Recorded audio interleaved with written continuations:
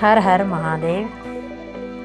हिमालय की धवल चोटियों के बीच स्थित कैलाश पर्वत पर महादेव ध्यान मग्न थे। उनके गले में सर्पराज वासुकी, जटाओं में माँ गंगा का वेग और मस्तक पर चंद्रमा की शीतलता विराजमान थी। माता पार्वती उनके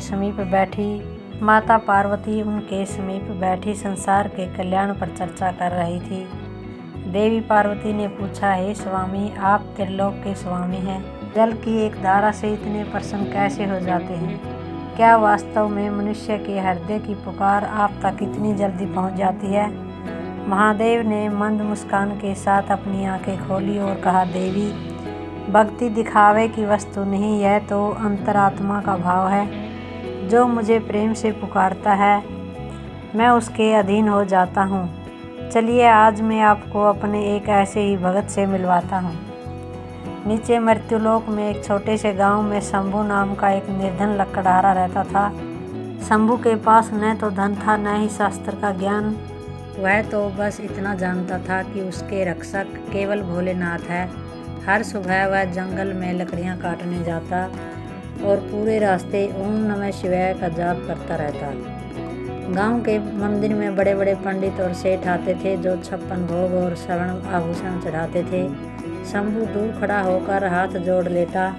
उसे लगता कि वह इतना गरीब है कि भगवान को कुछ देने लायक ही नहीं, लेकिन उसका मन हमेशा शिव की भक्ति में डूबा रहता। एक समय ऐसा आया जब गांव में भीषण अकाल पड़ा। नदियां सूख गई, खेत बंजर हो गए और पशु पक्षी प्यास से तड़पने लगे। शंभू की स्थिति भी दयनीय हो गई। कई दिनों तक उसे अन्न का दाना नसीब तक नहीं हुआ। फिर भी उसने अपनी नियम की पूजा नहीं छोड़ी। वह प्रतिदिन एक पुराने शिवलिंग पर पास के एक छोटे से सोते से पानी लाकर चढ़ाता था। अब तो वह सोता भी सूख चुका था। पानी लाने के लिए उसे मीलों दूर जाना पड़ता था। एक दिन तपती दोपहरी में शंभू पानी का लोटा लेकर शिवलिंग की ओर बढ़ रहा था। रास्ते में उसे एक वृद्ध ब्राह्मण मिले जो प्यास से निढाल होकर पेड़ के नीचे गिरे हुए थे। शंभू रुक गया। उसके पास वही थोड़ा सा जल था जिसे वह महादेव पर चढ़ाने ले जा रहा था।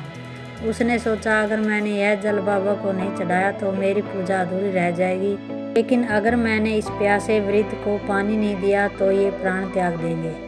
शंभू ने मन ही मन महादेव को याद किया, हे भोलेनाथ, आप तो घट घट के वासी हैं, इस प्यासे में भी आप ही हैं, मुझे क्षमा करना। आज मेरा हृदय स्वीकार करने के बजाय आप इस रूप में इसे ग्रहण करें। शंभू ने वह जल वृद्ध ब्राह्मण को पिला दिया। ब्राह्मण की जान में जान आई। उन्होंने मुस्कुराते हुए कहा, बेटा, तुमने अपनी पूजा का जल मुझे दे दिया। क्या तुम्हें डर नहीं लगा कि शिवजी जी रुष्ट हो जाएंगे? शंभू ने सरलता से उत्तर दिया, महाराज, मेरे भोले बाबा तो भोले हैं, वे किसी की जान जाते देख खुश कैसे हो सकते हैं। जैसे ही शंभू ने यह शब्द कहे, अचानक चारों ओर एक दिव्य प्रकाश फैल गया। वह वृद्ध ब्राह्मण अदृश्य हो गए और उनके स्थान पर साक्षात भगवान शंकर माता पार्वती के साथ प्रकट हुए। शंभू की आंखों से आंसू बहने लगे। वह दंडवत प्रणाम कर उठा ही नहीं। महादेव ने उसे उठाकर अपने गले से लगा लिया। वत्स शंभू, तुम्हारी निष्काम भक्ति और परोपकार ने मुझे जीत लिया। लोग मुझे मंदिर की मूर्तियों में ढूंढते हैं, लेकिन मैंने तुम्हें अपने भीतर पाया है। माता पार्वती भी शंभू की करुणा देखकर भाव विभोर हो गई।